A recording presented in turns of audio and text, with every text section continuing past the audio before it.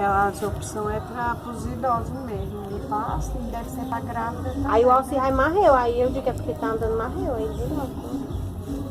Não, pode ir. Tem que ir. Eu não vou só não, pra pular não.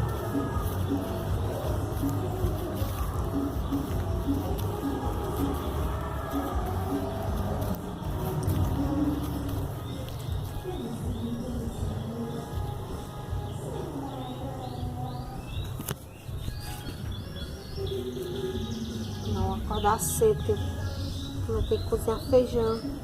Vontade de comer feijão vermelho. Tô comendo feijão branco. Por que tu não cozinha logo hoje? Eu boto de molho.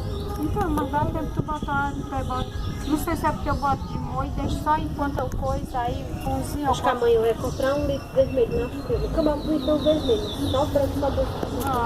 Eu acho que vocês já botam um litro no fogo. O feijão branco não dá pra descansar, gente? Eu gosto de feijão vermelho, mas não é para mim, não.